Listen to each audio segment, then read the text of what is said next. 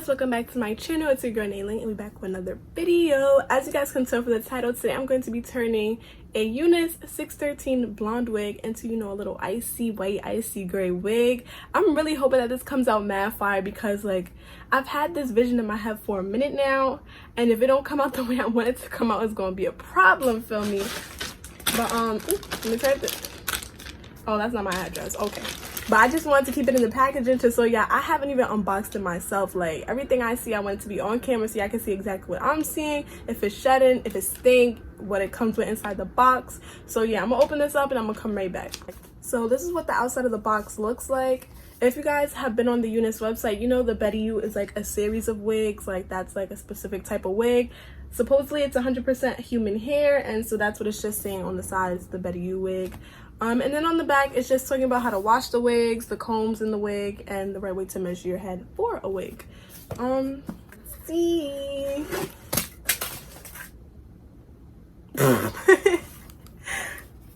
Okay, so here's the wig. Okay, it's just the wig. And then it comes with the little adjustable strap, not the adjustable straps, but you know, like the headband that you can attach to it to make it like a little bit more snug and tighter, and then some wig caps because you can never have too many wig caps for me. Like, okay. I'm kind of sad though because I feel like I'll be watching people's like unboxing videos and they be getting like the little edge brush and, you know, mad cute stuff, and then when I order I'll be getting like nothing. But it's okay, whatever. And now here's the actual wig. So this wig is 150% density, 613 blonde wig. I think it is pre-plucked, but you know, wigs be like they pre-plucked and they still need to be plucked some more. So okay, so it came with like this styrofoam in it, I guess, to like keep the hairline in shape. That's kind of smart because sometimes companies just be tossing the wig in the box and it be mad flat. So this is what, oh, sweetie pie, what was that? Yo, this wig, I'm not gonna lie, does not smell the best. It kind of has like, it smells like a perm a little bit. Like, I don't know any other way to describe it other than the fact that it smells like a perm. So it says the hairline is pre-plucked. It does have some baby hairs. It is pre-plucked a little bit, but nothing crazy. Yeah, see that? Like, they just basically cut some baby hairs because this is a very thick hairline. Like, we're going to be plucking this for a minute, y'all. Like, a minute. Like, I already told you everything about the hair. It's 20 inches, 150% density. I think it's transparent lace just because you can tell transparent lace from that little, like, color that it has. I don't even know how to describe the color. And it's 13x4 frontal. So you can do a pretty decent part. Okay, yeah, let's get to it, period, because this is gonna be a minute. Also, before like we even like wash it and tone it and stuff, I just want to like show you if it's shedding right now or not, because we need to see if it's gonna start shedding after we tone it, because I know that is something that causes blonde wigs to shed, even though blonde wigs already kind of shed a little bit more than normal. But let's see. Nothing. One hair, okay. Nothing. So it doesn't really appear to be shedding right now, and it is super duper duper duper soft. So I'm gonna put on my wig head, change the angle of yacht, and we're gonna start plucking her because she's very thick. Like, very thick. So from now for the rest of this video, it's literally going to just be a voiceover, so get used to my voice, feel me? But yeah, if you guys watched my last video, then you guys know that basically how I pluck wigs is I wet the hairline a little bit, I comb it back in the direction like that I want it to go in, so I just comb it straight back so I can like fully see the hairline, and then I'll slowly start plucking in like a decent sized area. I noticed that the bigger the area you work in, like the harder it is for you to cause a bald spot, which you don't want to cause. So it's a good thing, like it helps a little bit. And then I just keep parting sections, combing it back, plucking, you know, just repeating the process basically. So now moving on to the toning process, I'm just using the Shimmer Light shampoo, and then I was just showing you guys I have on like an oven mitt with a glove over it because this water was like really hot, like super duper hot. I would recommend using a little bit more than what I used of the shampoo because I kind of didn't use that much. Well, like, okay, I used a lot, but I guess I didn't use enough. So when I ended up toning my hair, not dyeing it, you guys will see afterwards that it did come out kind of like streaky. I don't like, I guess that's what you would call it. Like, it was just streaks. Like, it didn't tone evenly all across the wig, and I tried very hard to fix it, but it didn't. So I fixed it later on in the video. But as far as this part, like, you definitely want to add a good amount. The longer the wig, the more shampoo you want to add, because I don't know how to explain it, but just add more, because y'all see. So the next thing I did was like separate the wig like half and half, and then I just put it into the water like middle side first, because that's what I seen in other people's videos and it worked for them, so I thought it would work for me. But I guess because I had these thick ass gloves on and I couldn't feel nothing, it just didn't work. But as you guys can see, like, it really took the yellow out of the hair kind of fast. Like, it's already kind of grayish whitish. And honestly, looking back, I probably should have took it out at this color, but I didn't. I left it in a little bit longer because it's hard to see in camera, on the camera, but like, it looks whitish, but there was a lot of gold undertones, or like yellow undertones, I don't know, blonde undertones, whatever you want to call it. And because like there was like, this hair is just so long, like there were a lot of parts that were not being toned. Like, I don't know if like the water was just not hitting it, or like I just didn't put enough shampoo, but I definitely left this in for about 15 to 25 minutes. Not like just sitting there soaking, but like I kept constantly taking it out, looking at it, and you know, stuff like that.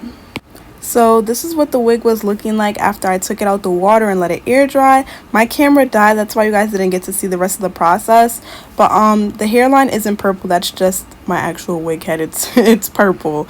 But yeah, it was like, it wasn't too bad, honestly. Like, I kind of liked it. It was like kind of blonde, kind of like grayish whitish. Like, it just had like a lot of different tones to it, but it didn't look really bad. Like, it looked nice to me, so I wasn't really complaining too much. Also, by the way, y'all, it took me like 3 days to do this because I had work and I had other things to do. So like, in my free time, I would just work on this wig. So y'all gonna see a lot of like outfit changes in this video. And now basically what you see me doing is turning the wig inside out and putting it back on the wig head. And the reason I'm doing this is because now we're going to go into the dyeing process. And even though we are dyeing the wig a light color, you know, it still might stain the wig. So just to be safe, I sprayed a lot of Got2b on the lace. This is something you can do to just protect the lace, because y'all know when you use Got2b, it gets that really hard like outer coating when it dries, and nothing could get in or out, you know, unless it's water. And well, you know, water loosens it up, but it just really helps protect your lace against dye. So whenever you're doing the watercolor method, or even if you're just dyeing your head like this on a wig head, make sure to add some Got2b or some type of like protective layer, so if dye does get on your lace, it doesn't really like seep through to it. So now I'm just showing you guys that I'm taking some Shea Moisture Coconut and Hibiscus, I think it is, conditioner. I honestly just took a conditioner that I don't even like use anymore. And the reason I'm doing this is because I'm going to mix the dye with some conditioner just to dilute it a little bit, because the actual dye is just a little too gray for the look that I'm going for. I saw this on somebody else's YouTube video. I really don't remember her name or like her YouTube, because I seen it a while ago and I just always remember to do that. Like, I feel bad, but you know, it is what it is. Actually, you know what, I'll find the video and I'll tag it down below. I'm gonna go find it. But yeah, so I just added like conditioner, and then you're gonna see me add the dye to it when I finish walking back and forth trying to show off the waist beads to me, because I just got them, so I felt like I was looking mad cute. But yeah, so I'm just using the Adore Titanium hair dye, which I'm gonna show you guys in a second. Okay, I'm doing too much. When am I gonna show it to y'all? Okay, so yeah, I'm using the Adore Titanium hair dye. It's semi-permanent, and you see it's gray, but it's just a little too gray for the color that I want. So I'm adding that to the conditioner, and you want to add a good amount. Like, you don't want to add too little, but you don't want to add too much neither, to the point that it still comes out the same color. So I added about that much. I know it's not really like a real life measurement, but you know, I was honestly just eyeballing it.